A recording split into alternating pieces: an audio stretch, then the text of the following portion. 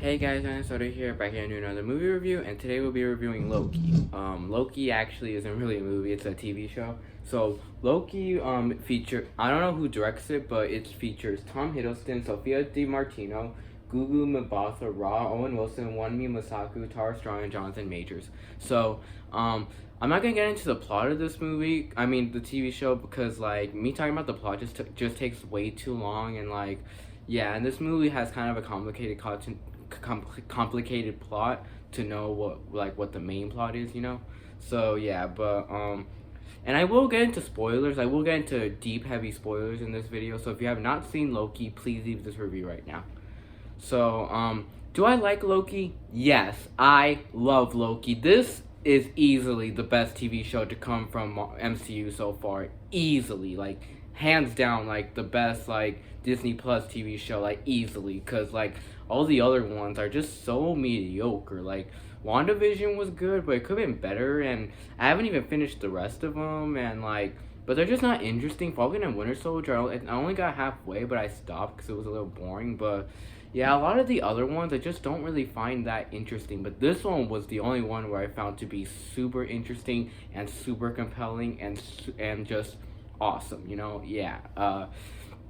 Loki, I really like the story a lot to this. This had a very, very interesting and creative story to it. It was very creative, and whoever came up with this, you're a genius. You're a literal genius. So, yeah, and,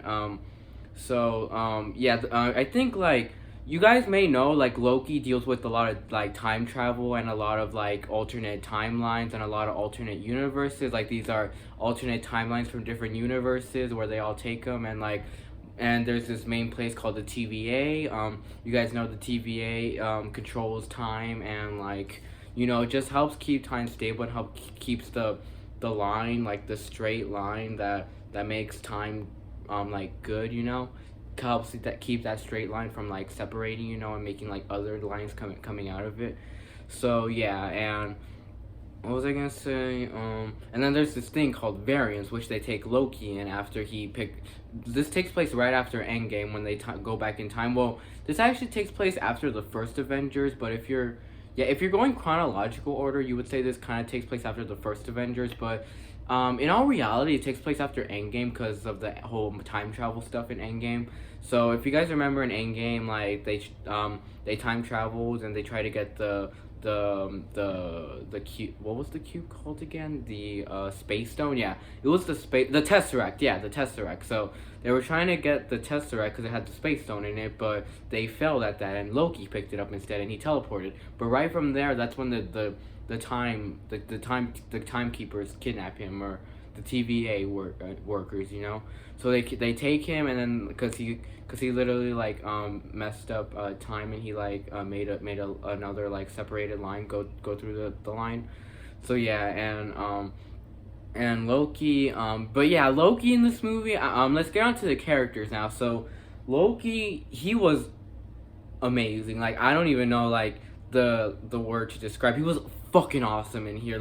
This is probably Loki's best. This is the best Loki's ever been, actually, I would say. But the two movies that I would say he was awesome in were this and the first Avengers. But this, I like him better here than in the first Avengers. But before this came out, I always said he was the most cool in the first Avengers. But here, he was the coolest. So, yeah, and I'm so glad we got a TV show for one of the coolest, one of the most badass characters in the whole MCU. And I think I've said already that he's my second favorite MCU villain right next to Thanos.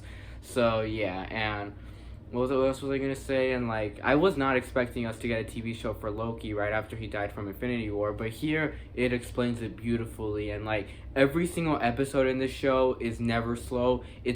Every episode is awesome, and every episode always has a twist to it. And there's so many twists and turns in this TV show, and there's so much action here. And one other thing, there's so much colors in here. There is so much color. It is so beautiful. This whole TV show looks beautiful. So much colors. It is so colorful. All colors in here, and just all the effects and all the settings and the sets, they all look beautiful. Whoever whoever made the sets, whoever produced this movie, you are a genius. Thank you. Like, because this looks beautiful. So yeah. So now let's get back to the characters with Loki. So Loki, he's awesome, and like Loki, like at first, like he's the same Loki we know from the first Avengers, who's the bad guy who wants to he wants to go back to New York and like rule the world again, like, and rule the universe and have the throne in Asgard. So yeah, that's the Loki we know in the Avengers that he is in the beginning. But over time, he changes, and that's what was cool about him, is like how much he was changing, like as the show went on, and he was finding out about the TVA, and then there was even this funny scene where they showed a lot of Infinity Stones just inside a tiny drawer, and then Casey was like, we have a lot of those. Like Loki was like, you guys have Infinity Stones in here? And he's like, yeah, we have a lot of those. We only use them as paper holders. And then that's when Loki thinks, like, if an Infinity Stone is useless here, imagine how all the power I can get from here. So yeah, but he doesn't want to take control over the TVA. I mean, I think you do think he does at first, but over time, like, he wants to do other stuff. Like, he wants to help the TVA too with keeping keeping time stable. So yeah, what else was I gonna say? He starts to get more heroic, and I think Loki's the perfect variant you could have gone for this, like the perfect variant for the TVA. So yeah, and what else was I gonna say? Anything else I say about Loki? So yeah, Loki's awesome, and all the plans he has in the show are cool, and like the way, and his relationship with Sylvie was beautiful. I love that whole relationship with him and Sylvie. They made like an awesome duo. Like, they made an amazing duo. I love their duo so much. Probably one of the best duos I've seen in the MCU. I can't even I can't even think of another duo that was more cooler than that. I guess Thor and Loki was a cool duo. I guess Captain America and Iron Man was a cool duo. But Loki and Sylvie had an amazing duo, like I said. Let me think. And just their whole bond's just very touching, and you just really feel for them, and you really care about their relationship. So yeah, I loved it. Like, they did a beautiful job with that. So yeah, Loki, yeah, he's awesome, and he has so much cool scenes in here. Like, I like in the first episode where it shows when he was jumping off from the airplane. Like, that scene was funny. And there were 6 episodes in total, and I think all the MCU shows are basically, all they're doing is just 6 episodes now. And I think the only one to get 9 were just Wanda and What If.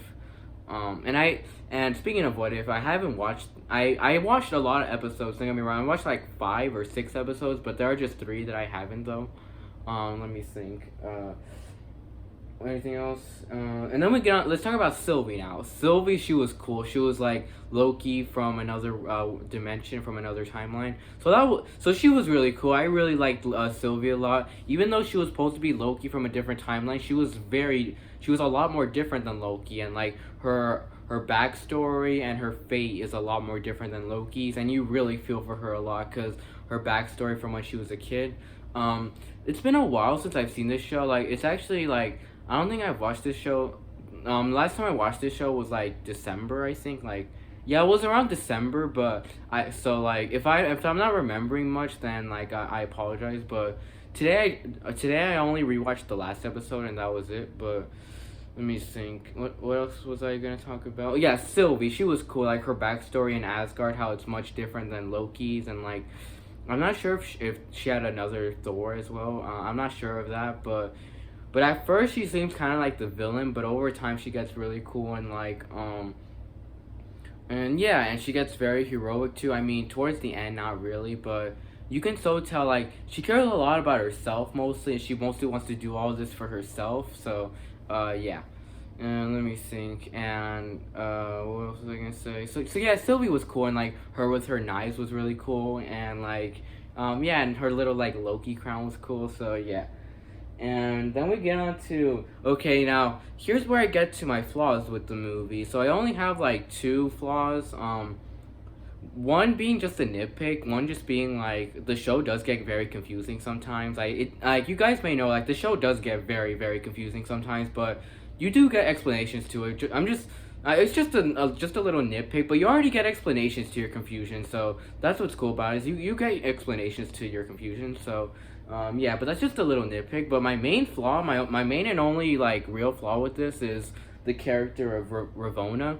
Um, she was okay. I mean, she was kind of like the villain to the TV show, but you don't really get her plan much. Like, you don't really get her motivation much, and you don't really see like what she's trying to do and like why she's doing what she's doing, even though she gets like how all of this is happening. Like, she gets all the bad stuff that's happening, but she is tries to avoid it. She has her own plan, but you don't really get what her plan is, and you don't really get what she's trying to do. So yeah, I would say the character of Ravonna, she wasn't much of a good villain. I would say she was a very confusing villain, and yeah, I Ravonna was okay. I mean, she had cool moments. Like, she had like one really cool moment, but yeah, like she's my main criticism with this, but I won't take any grades off with this TV show for that. And so those are my only two flaws with this, and then so yeah, that's Ravonna, and then we get on to Mobius. He was cool. Like, I loved Mobius a lot. Owen Wilson, he was the perfect choice for that. And Owen Wilson, he was funny.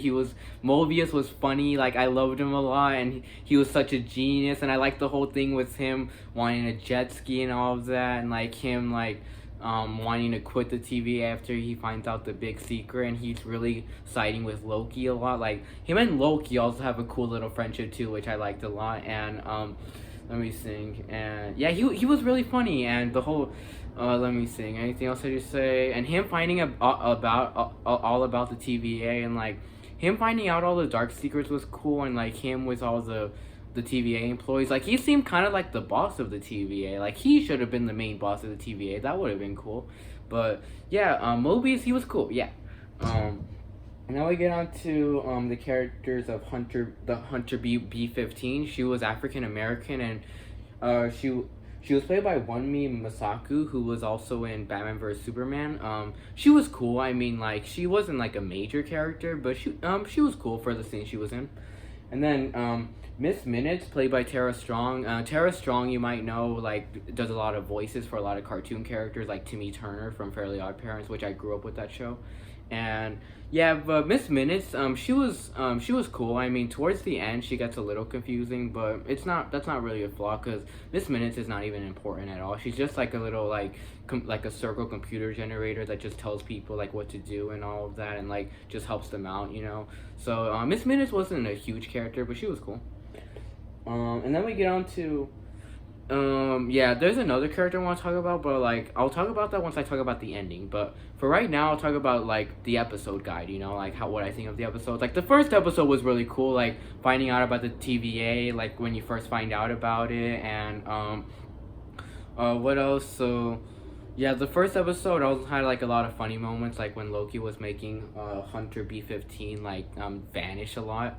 And Casey was, oh yeah, Casey, I forgot to talk about Casey. Casey was funny too. Like, Casey wasn't in it much, but he was funny. Like, you know, like just the clerk guy, and he said like, my whole life I've only been a clerk, so I don't really know much. Cause I don't think, he was telling me about stars, and he was like, what are stars? Like something like that. But yeah, Casey was funny. And let me think. And then the first, I like the first episode a lot, where Loki finds out like about like what happens to him later on. Like, he ends up teaming up with Loki. They end up that whole Ragnarok battle shows up, and like him dying in Infinity War shows up, and that really shocked him. So I like that a lot, showing seeing what happens to him. And then episode 2 is where you like get the gist of it, and episode 2 is where like the timeline starts to mess up a little because of this other variant that's messing up the timelines, that's like jumping through different timelines, and that's another Loki. So yeah, and then that's where you see the kind of villainous side of Sylvie, where she's messing up these timelines. And then there was this really cool scene inside what was it? What was the place called? Oh yeah, it was in like a hurricane. It was like a little like grocery store. That was a cool scene in the grocery store where they fight all the variants fight all the bad people. Yeah, or like I forgot what happens there, but I think like the technology comes to life. I forgot what happened there, because like the episodes that I clearly remember are episodes 3, 4, 5, and 6. So yeah. What was I gonna say? So yeah, that whole hurricane scene was cool, but I thought that whole analogy that Loki was trying to do with the salad, it was just too funny. Like, it was such a confusing it was a very confusing. What was it?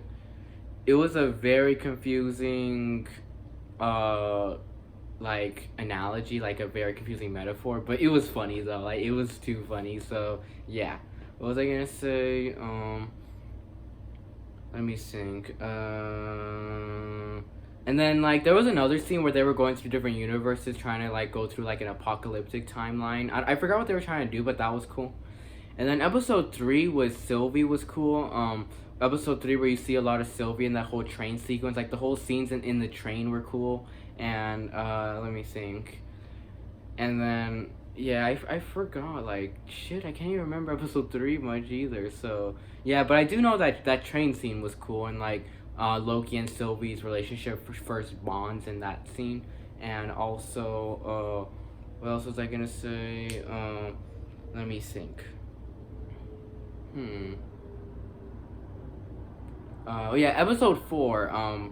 Episode 4 was cool with like finding out about the dark secrets of the TVA. That the TVA and all the workers there, they're all variants. Like they're all variants kidnapped by the main timekeepers. Like they're all kidnapped by them, and they're set there to be the TVA workers, and they erase all their memories. And then that's when Mobius gets really freaked out, and that's when he's like, what? So I'm a variant all this time? Maybe I have a jet ski where I actually came from. Yeah, and that whole thing with episode 4 was very, very like riveting, very like suspenseful too, and just like yeah, and like very shocking too. Like it was very, very shocking. Like the whole secret of the TVA, and like the whole fight between Loki, Sylvie, and Loki, Sylvius, Mobius versus Ravonna. I thought that whole scene was awesome. Like that whole fight scene with like the timekeepers, but they were fake though. And then like Ravonna ends up like using the little taser and like shocking Mobius, and then Loki and Sylvie, and like you think they're dead but they're not. So yeah, but that whole fight scene went down. Like that was such an awesome fight scene. And what else? What else happened? Oh yeah, and then from there, that's when episode 5 comes to play, where they go to that whole like that whole dimension where there's a bunch of Lokis in one, and that was fucking awesome. I would say episode 5 was probably my favorite episode. Episode 5 and 6 were my favorite episodes, but I would say each episode just gets better and better. But I would say episode 5 was a little better than episode 6, but episode 5, yeah, I loved it so much. Like seeing all the different Lokis. There's a kid Loki, a crocodile Loki, an old Loki, an African American Loki. It was fucking awesome. There's even like another Loki from a different universe that had the same appearance as the main one. But yeah, that was fucking awesome, seeing all those Lokis together. And then Loki and Sylvie are trying to get to the main like timekeeper, like to try to stop him. Yeah, and that's the whole like gist of it, like going to the main timekeeper and like confronting him.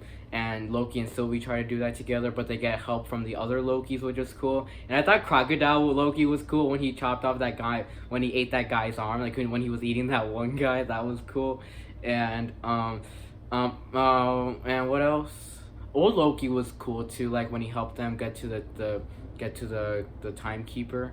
And then Kid Loki was cool too. Kid Loki was funny. And yeah, and African American Loki, he didn't do much, but he was funny though. And yeah, that whole episode was cool, and like even Mobius was there too, and Mobius gave him a ride. So yeah.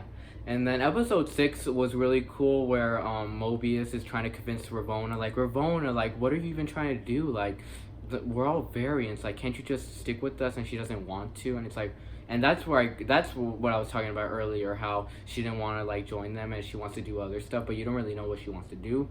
So yeah. And what else? And then